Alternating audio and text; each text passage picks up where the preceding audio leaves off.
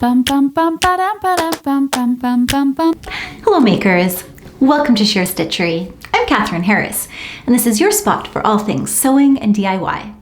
And this week I'm going to share with you a pattern review as well as a sew along for the Hazel Skirt from Sonia Estop Designs.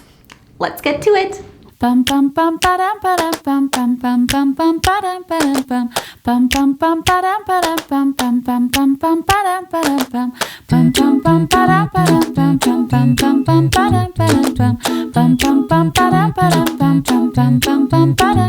The Hazel Skirt review. So before we get into the sew along, I wanted to touch a little bit on my thoughts on this pattern. So I was drawn to this pattern specifically because it had a really retro and vintage flair to it. So you have a functional working button placket, no zips, which is fantastic, and it really lends itself to that vintage feel. The fact that it had an option that went below the knee on a skirt hem really lent itself well to those 1940s and 50s skirts that you see, especially during those transitional periods, late 40s to early 50s, where you're starting to see some of those wool skirts coming in that same silhouette. So you've got about a 3/4 to a half circle skirt essentially on this. It's not necessarily cut like a circle skirt, but very similar to that. Now you also have a lot of different options if you're looking at doing something a little bit different than the more vintage styling that I chose to do. So in terms of choices, you have 3 different skirt lengths to choose from. So you have a mini length, you have a above the knee length, and then you have a midi length, which is the one I chose, which is below my knees. And you can choose to make it out of a woven with a fully functioning button placket or out of a knit, and it just has a regular waistband. If you want to put on those buttons to give it the look of a button placket, you can, or you can just skip that. So I really enjoyed that. And it is also very beginner friendly. It is a very simple sew to do. Now, I chose to make mine out of a wool suiting fabric.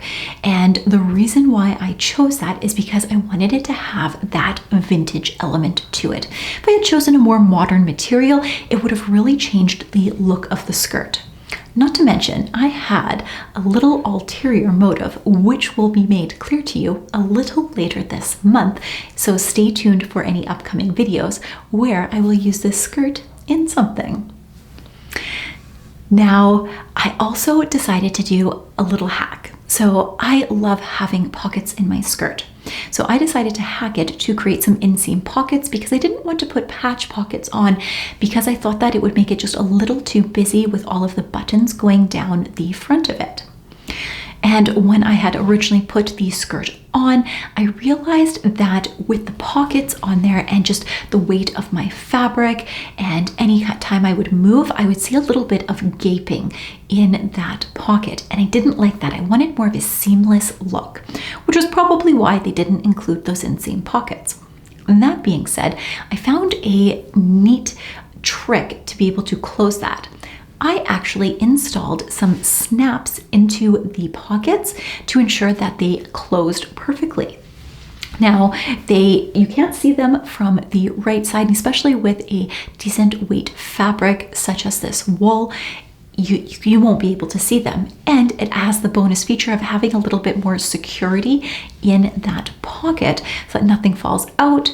And I actually really like that, and I'm thinking that it would also be interesting to add invisible zippers to my pockets, my inseam pockets, so that you could completely close up that pocket.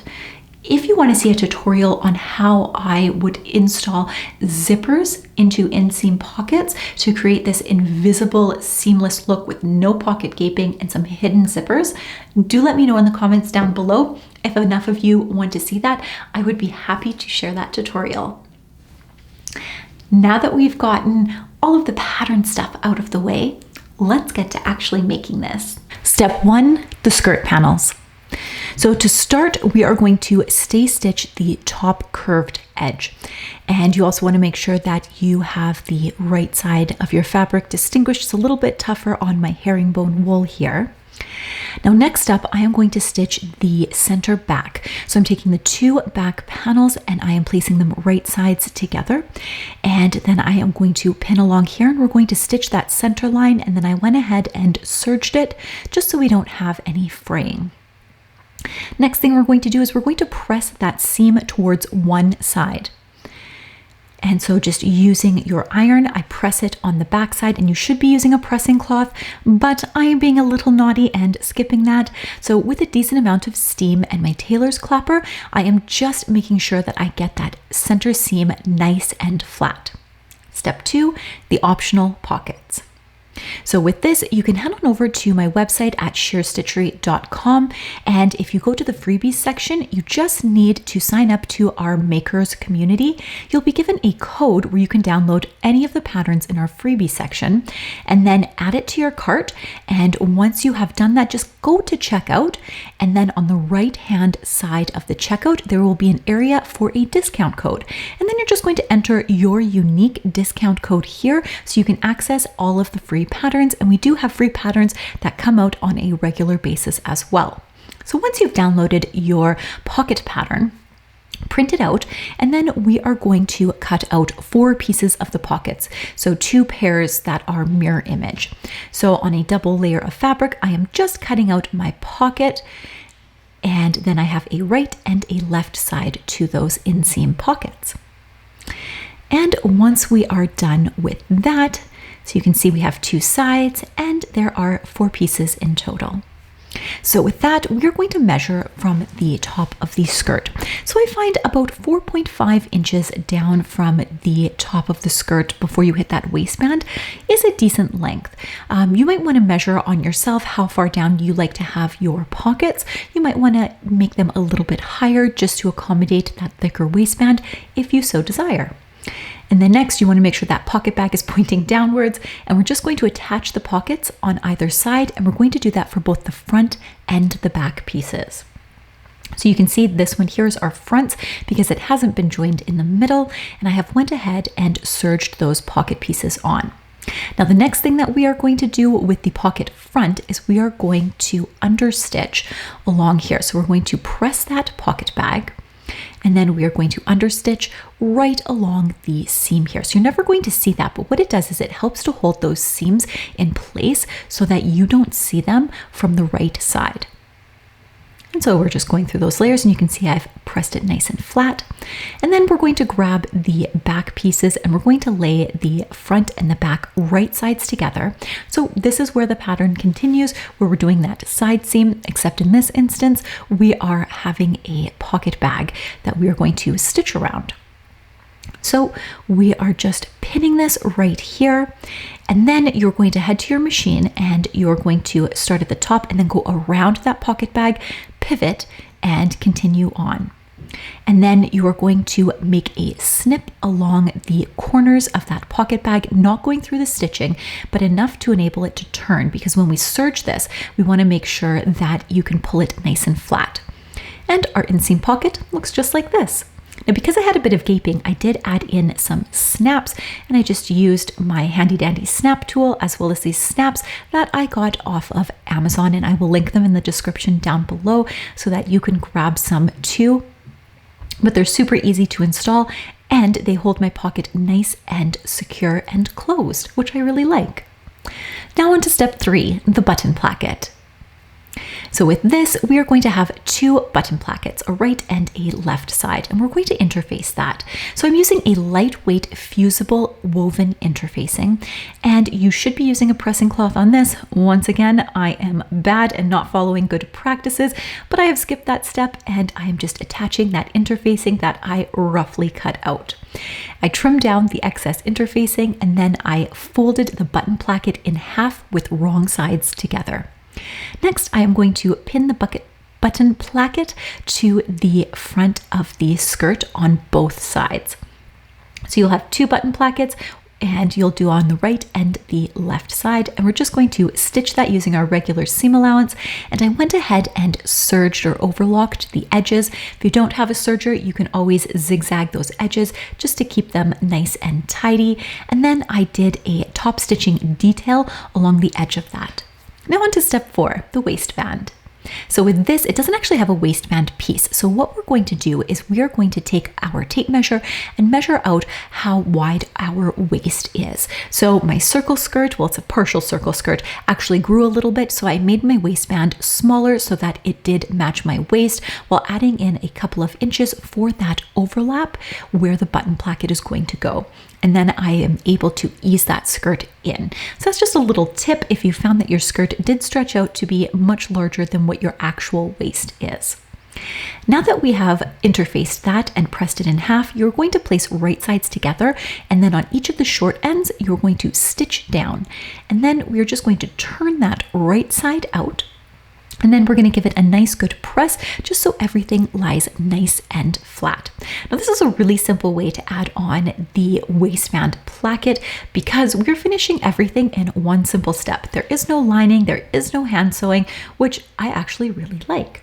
So I fold it in half so I can find the center of that waistband, and I mark that at the center back where our seam is. And then I match up both ends, and then in here I'm just distributing that fabric, and I want to make sure that I'm not getting any puckers because that skirt fabric is actually larger than what my waistband is. And so once I've got that pinned, I am going to stitch it, and then I am going to serge the edges. So it looks just like this. And then what we're going to do is we are going to press it with the seams going down. And if you want, you could stitch in the ditch to make sure everything sits down quite nicely for you. And then we can move on to step 5, the hem. So with the hem, we are going to go down to the bottom, and I have just serged the bottom because I like to use my overlocked edge as a guide to how I am going to hem it. So it just is a lot faster than me getting out my seam gauge. Yes, it does add a little bit of bulk, but for the amount of time it saves me, I am happy to do this on an everyday skirt. If this was something that was maybe a little bit more luxurious, more like an evening gown or a grad dress, then I'm going to take the time to use my seam gauge and not use my overlocker to get the width of that hem. That being said, this is a really great trick that you can use to ensure that you've got a nice even hem. And so I'm doing a double fold here, and I wanted to do a narrow double fold hem just because it is a partial circle skirt. I do believe it's a half circle skirt. So you do have those curved edges, and if you start to get any larger with that hem, you are going to get some puckering in that hem. So you want to keep it nice and narrow. Once it's all pinned, we are going to head on over to our regular sewing machine and just top stitch that hem. On to step 5, the button placket. So once we have finished the hem, we can start to finish that button placket by, of course, adding our buttons as well as buttonholes. So I'm just using my buttonhole gauge here just so I can evenly place them. So I've placed the first one in the center of that top button placket, and then I wanted to have a button right at the top, right underneath that button placket. And then I am just measuring out the evenness going all the way down the skirt. Now I've got a bunch of different colors here, and you guys have voted, and I will show you in a moment which buttons you guys did choose. Do follow me on Instagram if you are interested in participating in any of these fun little votes on some of the makes that I make. As well, I share a lot of other content that isn't necessarily here on YouTube. So I'm just using my buttonhole chisel to pull the buttonholes through here. And the winner was these medium brown buttons, which I think look very beautiful on this skirt. And it is all complete. And so now for the reveal.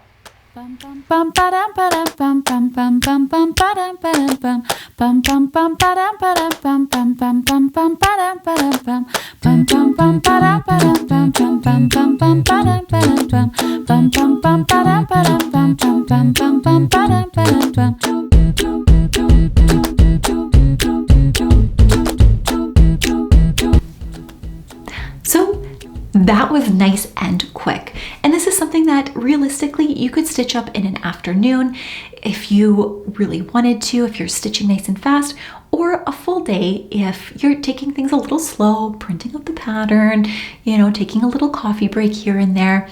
That being said, I absolutely love makes that you can get together in a day just because it makes you feel like you've really accomplished something.